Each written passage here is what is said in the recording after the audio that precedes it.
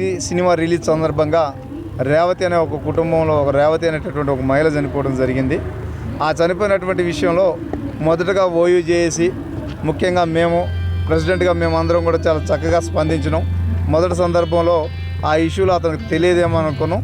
తర్వాత విడుదలైనటువంటి చిత్రాలను చూస్తే ఆమె చనిపోయిన సమయంలో కూడా అక్కడే ఉండటం జరిగింది.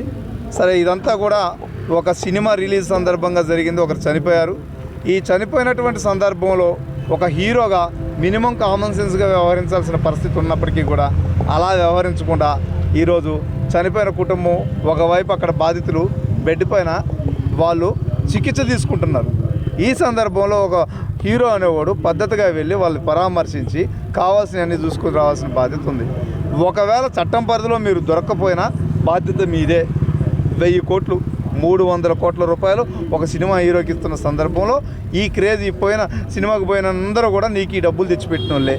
వీళ్ళు చనిపోయినప్పుడు మీరు బాధ్యతగా వ్యవహరించాల్సిన అవసరం లేదా?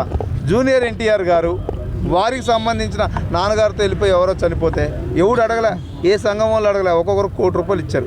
మరి అక్కడ సినిమా డబ్బులు వచ్చినట్టు సినిమాలో డబ్బులు వచ్చినట్టు వాళ్ళకేం బెనిఫిట్లు రాలే, కుటుంబానికి ఇచ్చేశారు. మరి మీరు హీరో కదా, మీరు విచక్షణ జ్ఞానం ఏమైపోతుంది? మీ చుట్టుపక్కల ఉన్న వాళ్ళు ఏం చెప్తున్నారు మీకు? మీరేం చేస్తున్నారు? ఈరోజు విద్యార్థి నాయకులు, మా విద్యార్థి నాయకులు, నా జేఏసీ మెంబర్స్ వచ్చి మీ దగ్గరకు వచ్చి పరిశీలించి మాట్లాడదామని వస్తే వారిపైన మీరు దాడి చేసే ప్రయత్నం చేస్తే దిక్కులేని పరిస్థితుల్లో గేటు ముందు వాళ్ళు ధర్నా చేసి వస్తే వాళ్ళని అరెస్ట్ చేపిస్తారు. ఇది ధన బలము అంటారు, కండకావరం అంటారు. ఇప్పుడు 15 మందిని అరెస్ట్ చేసి ఉండొచ్చు, మీరు 1500 మందితో వచ్చి మీ ఇల్లు ముట్టడిస్తావు. అప్పుడు ఏం చేస్తావు అని అడుగుతున్నాను నేను. ఈ సందర్భంగా ఏమని అడుగుతున్నా నేను, నువ్వు జనాలను పిచ్చోళ్ళని చేసి డబ్బులు సంపాదించుకొని పోదామని అనుకుంటున్నారా, లేకపోతే వీటన్నిటికీ కూడా బాధ్యతగా ఒక నిజమైన రియల్ లైఫ్ హీరోగా బతుకుదాం అనుకుంటున్నారా? ఈ సందర్భంగా మీరు తెలియజేయాలని అడుగుతున్నా. 1500 మంది వచ్చి బట్టనిప్పి కొడితే ఏం చేస్తావు నువ్వు నేను అడుగుతున్నాను. ఈ బౌన్సర్లు ఎంతమంది ఉంటారు? వచ్చినటువంటి విద్యార్థి నాయకుల్ని, PhD చదువుతున్న పిల్లగాళ్ళని అన్యాయంగా అరెస్ట్ చేపిస్తారు. అక్కడ ఒకవైపు రేవతి కుటుంబం చనిపోయింది. మీ సినిమా యూనిట్ అంతా దీనికి బాధ్యతగా వహించి నీ ఒక్కడి బెనిఫిటే 300 కోట్ల రూపాయలు కదా. నీలో లైట్ బాయ్కి ఇస్తున్నారా డబ్బులు? కెమెరామెన్కి ఇస్తున్నారా డబ్బులు? మరి మొత్తం నువ్వే తీసుకుపోతున్నావు కదా. ఆ హీరోయిన్కి వచ్చేసి 15 కోట్లు కదా. హీరోయిన్కి 15 కోట్లు, 15 లక్షలు ఇవ్వు నువ్వు. నీ సామాజిక బాధ్యత అది. అదేవిధంగా హీరో 300 కోట్లు కదా, కనీసం 25 కోట్ల రూపాయలు ఆమెకు ఎక్స్గ్రేజ్గా ఇవ్వు. నీకు ఒక సినిమా పోతే నష్టం లేదు కదా. ఒక సినిమా పోతే నీ జీవితం ప్రాణం పోలేదు కదా.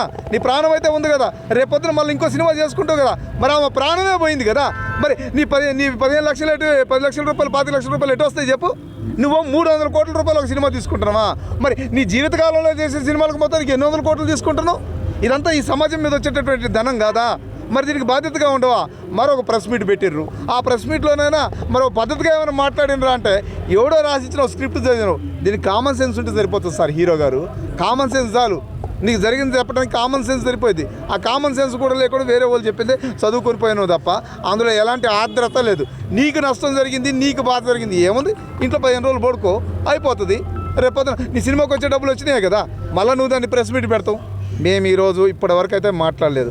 హీరో గారు మాట్లాడిన తర్వాత చెప్తున్నాం. మా విద్యార్థి నాయకులను అరెస్ట్ చేసే విషయంలో మీ దగ్గర నుంచి ఎలాంటి కంప్లైంట్ పోకూడదు. ఒకవేళ మీ తరపు నుంచి ఏ అటెండర్ పెట్టినా సరే, కంప్లైంట్ పెట్టినా, లేకపోతే ఆ రేవతి కుటుంబానికి మీరు 25 కోట్ల రూపాయలు entire unit of the cinema, me Pushpa unit మొత్తం కూడా కలిపి 25 కోట్ల రూపాయలు ఆ కుటుంబానికి ఇవ్వాలి. ఆయన అడగకపోవచ్చు, ఆ కుటుంబ సభ్యుడు అడగకపోవచ్చు. కానీ నువ్వు తింటున్న తిండి ఎంత, నీకు ఇది ఎవరి మీద వస్తుంది, నువ్వు తినే తిండి ఎంత ఎవరి మీద వస్తుంది అనే దాన్ని గుర్తుపెట్టుకొని 25 కోట్ల రూపాయల వాళ్ళకు నువ్వు ఎక్స్క్రైజ్ చేయాలా. అమ్మ హీరోయిన్ గారు, మీరు కూడా 15 లక్షల రూపాయలు ఇవ్వాలి. లేకపోతే హీరోయిన్ గారిని కూడా ఇందులో అరెస్ట్ చేయాల్సిన అవసరం వస్తుంది. ఇప్పటి వరకు మేము ఆ వీడియో విజువల్స్ చూడకుండా ఉన్నప్పుడు స్పందించిన విధానం ఏంటంటే సెక్షన్ 105కి ఆయన వర్తించడం అనే విధంగా స్పందించడం. కానీ ఇప్పుడు పరిస్థితి, పోలీసు వాళ్ళు రిలీజ్ చేసిన ఆడియోలు చూస్తే అటువంటి సందర్భంలో మేము అడుగుతున్నాం, మీకు బాధ్యత లేదా? మీకు బాధ్యత సినిమా వాళ్ళు అందరు కలిసి వచ్చి మిమ్మల్ని కాకాపడితే మీరు దాని మీద మీరు అసెంబ్లీ చేసిన మాటను వెనక్కి తీసుకోవద్దు. ఖచ్చితంగా బెనిఫిట్ షోల విషయంలో, అలాగే బెనిఫిట్ షోల విషయంలో ఫ్రీ రిలీజ్ పెట్టినప్పుడు ఇచ్చేటటువంటి ప్రతి దాంట్లో టికెట్లు ఎక్కువ అమ్ముకోమన్న ప్రతి దాంట్లో కూడా 60% అమౌంట్ ఫస్ట్ ప్రభుత్వానికి కట్టాలా ట్యాక్స్ రూపంలో. అలా అయితేనే వాటిని అలౌ చేయాలా.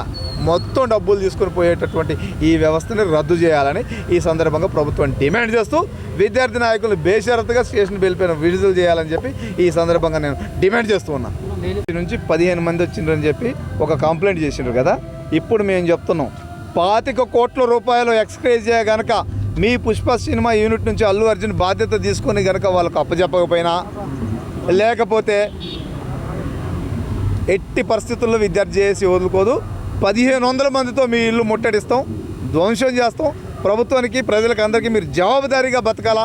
హీరో అంటే స్క్రీన్ పైన హీరో కాదు, నిజమైన హీరోలుగా బతికే విధంగా మీకు మేము నేర్పించి వదిలేస్తాం. అప్పటి వరకు మిమ్మల్ని ఇడిచిపెట్టమని ఈ సందర్భంగా తెలియజేస్తున్నాం.